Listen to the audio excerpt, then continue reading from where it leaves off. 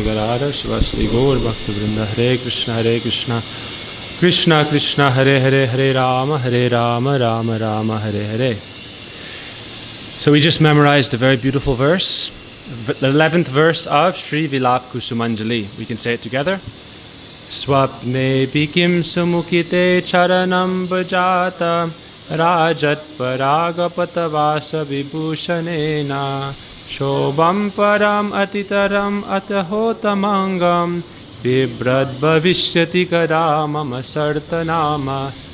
In this verse, Raghunath Das Goswami prays, when will that day come when, even in a dream, the glistening pollen, which is a reddish color coming from the body of Srimati Radhika or the feet of Srimati Radhika or her chest, when will that adorn my head? And thus my head will be worth the name Uttam Angam. Shobham Param Atitaram Ahoho Tamangam.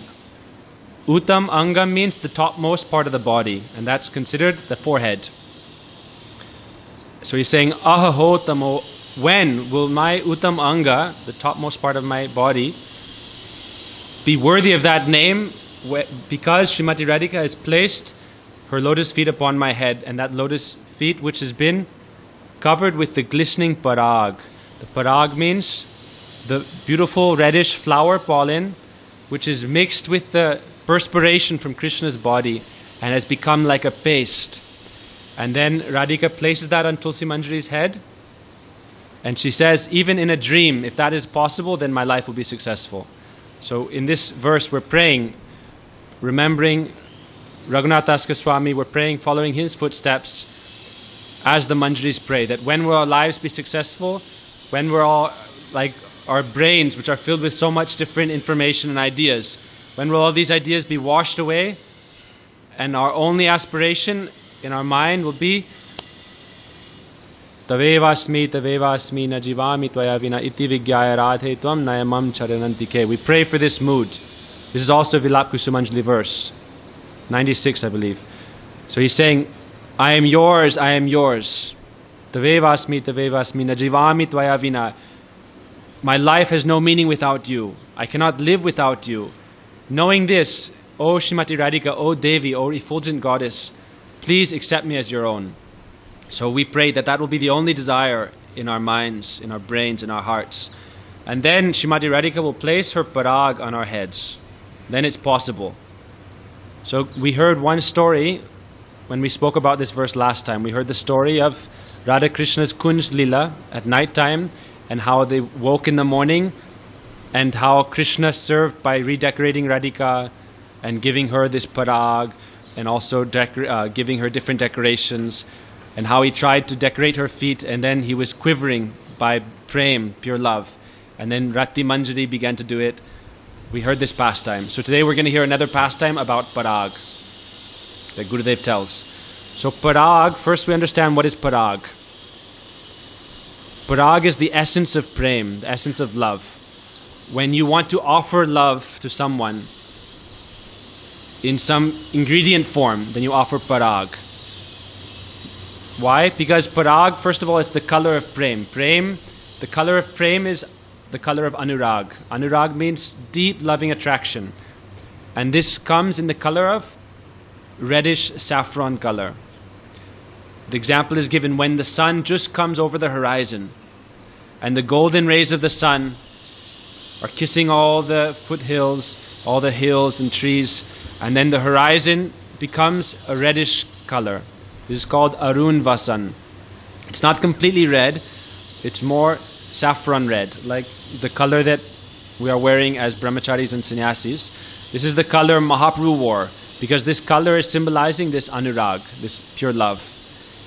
So in Braj, how do they offer this? Because in Braj, everything has quality. In this world, the qualities are minimal because they're only a reflection or a semblance or a shadow, or that we heard yesterday, right? Yat pratyeta na pratyeta. In this world, they don't have the same type of substance as in that world. So there, the colors, the fragrances, they all have real quality. They're imbued with transcendental life. And where are they collecting this from? Where's the parag coming from? All the flowers in Braj are the embodiments of pure love. Right? All these flowers the gopis collect are the embodiments of love. And what's the essence of the flowers? The pollen. If you take the essence of the flowers, are all the manifestations of Prithvi Devi's love for Krishna, especially in Braj. Vrinda Devi's love and all the Vraja Devi's love is exploding out of their hearts and blossoming on the earth in all the form of all the flowers. And then the gopis collect these flowers and make garlands for Krishna and offer these in many different ways. So these flowers are the essence of the Radhika's love and the gopis' love. And the essence of the flowers is the pollen. It's the very essential part. And so they collect, this is very soft and very fragrant. This is what the madhukaris, the bumblebees, collect.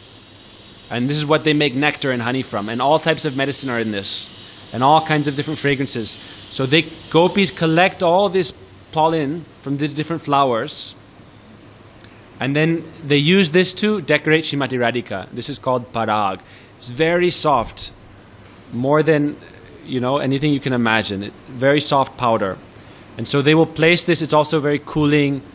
And because this is the personification of prem, it gives great happiness and ananda, and it soothes the heart. Whenever there's separation from Krishna, they always take this when it's Krishna's prasad. So they will offer this to Krishna, and then whenever they feel separation from Krishna, they also adorn this on their bodies, and they are relieved to some extent from the separation from Krishna.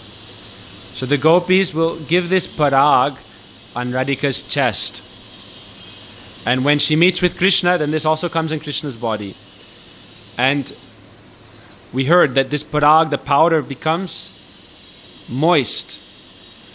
Because before it's just a powder, but then it's mixed with the perspiration from Krishna and Radhika's bodies when they embrace, and then it becomes like a paste. So this is Pungsa Paraga Patavasa Vibhushanena. This is the topmost kind of vibhushan, decoration. What can be the greater decoration than the decoration of the personification of love in an embodied form? So this parag is the embodiment of pure love. And it's representing the meeting of Radha Krishna. If we read the Gita Govinda verse by Jayadev Goswami, there's a description about how everything that is beautiful and glorious and wonderful that appears in this world is only the external reflection of the love of Radha Krishna and their beauty.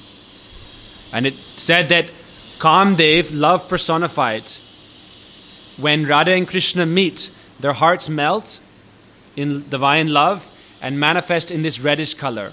That is the color of parag, this flower pollen, mixed with their perspiration. And then it said that Cupid, love personified, takes this reddish ointment and he makes a painting in the universe. And in that painting in the universe, everything beautiful that we can see in this world is reflected there. So anything beautiful we see here is only a dim reflection of that original beauty of Radha and Krishna and their love and their meeting. So that is the glory of this parag. Therefore, Raghunath is praying, when will this parag come upon my head and my life will be successful? That's why, ladies, we always wear bindi, this reddish dot. And also we always put tilak on. In any way, why do we put tilak on our forehead? Because this is the topmost part of our body. And so we're showing that I'm offering this to you, to my respected Ishtadev. So with Radhika, we're praying that my head be covered with this parag, and then my life will be successful. So then Gurudev tells a story about this parag. And he says, this is how we can get Radharani's mercy. If we want to get Radharani's mercy, what's the method? So he said, one day, after Radha Krishna met at night time, and then in the early morning they went back to their homes, and Krishna went to graze the cows, Radhika went to Surya Puja. In the morning time, when Radhika was picking flowers with the gopis, she saw some distance off the Pulinda Kanyas. These are girls who live in the forest with their families. They're forest dwellers. And so she saw these girls collecting something from the grass and smearing it on their bodies and then glorifying Krishna. And so Radhika saw, what were they collecting? When Krishna had come from the Kunj, his feet were decorated with this parag from Srimati Radhika. Why? Because when they embrace, then it comes on his body. And also, sometimes Krishna will keep Radhika's feet on his chest. Sometimes she will hold his feet on her chest. And this parag will come there. So sometimes it comes on Radhika's feet when Radhika places her feet on Krishna's chest. And then she puts it on Tulsi Manjari's head.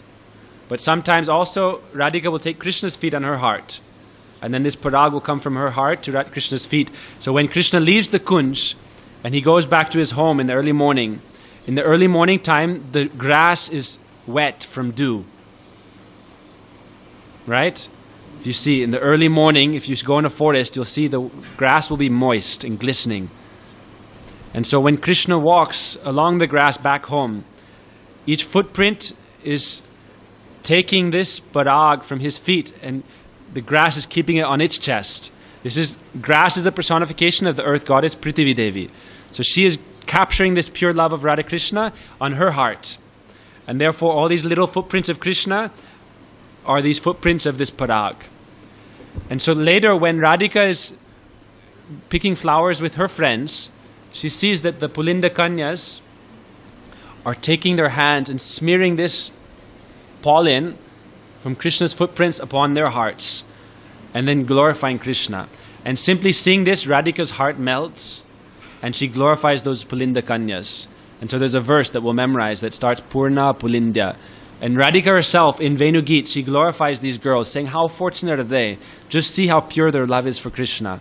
Simply seeing this pollen that was on Krishna's feet, they have embraced it to their hearts and they have completely soothed or cooled any desire they had. Like they have so much love for Krishna or calm for Krishna. And so it said, if we take this parag or we take this kumkum that's offered to Thakurji and we place it on our bodies, any material calm will be destroyed and then transcendental calm, transcendental love for Krishna will awaken. Not only that, but if we do it in a way to please Srimati Radhika, then certainly Krishna Prem will come into our hands very easily. So if we want to please Srimati Radhika, we have to show one thing, that we have Krishna Seva Vasana. So these Purna Pulindya girls, they were taking this parag from the earth, from the grass, onto their hearts and their heads, and praying to Krishna, when will we have the chance to personally serve you? And seeing that mood of theirs, Radhika's heart melted and she granted them Krishna Seva. Because no one else can give us Krishna Seva. Radhika can give us Krishna Seva. So if we take shelter of Srimati Radhika and we awaken this greed to serve with love Sri Krishna, then Radhika will grant it. Otherwise we cannot, by our own austerities, by our own practice, thinking I will take it by force. It's never possible. Only when the Braja Gopis and Srimati Radhika's heart melts, seeing our sincere endeavor and sincere desire, then Srimati Radhika will give us her mercy. So this is the method. And we see these Pulinda girls, it said that you don't need so much knowledge. They were not well educated. We don't need so much knowledge for this. We don't need to do so much charity. What charity did the Pulinda girls do? What austerities did they do? They were just living in the forest. They didn't do any austerity. They didn't give charity. They didn't do tapa, sadhan, yagyas. But simply they had greed to serve Krishna with love and to have relationship with Krishna. And seeing this, Radhika's heart melted and she granted them everything. And it said Radhika is so humble that she glorified them, saying that how glorious they are, if I only had the love that they had. And Radhika, she did not even realize that they are taking this pollen from the forest ground, from the forest path. This was coming from her own body. Krishna pushed his feet on her chest. And so this kumkum was from Radhika herself. But she did not even think this. She was only thinking how glorious these girls are with their pure love. And so she blessed them completely. So it said if we want to get blessing from Krishna, then what we will get, there's no guarantee. But if we go to Srimati Radhika, she will give everything. That's why we see on our altar, Krishna is always simple Gopal playing the flute. But Radhika is always giving her blessing. That's why we take shelter of Srimati Radhika. We pray for her blessing. By her blessing, we can have relation and serve Krishna through her guidance. So that's for today. You can stop it.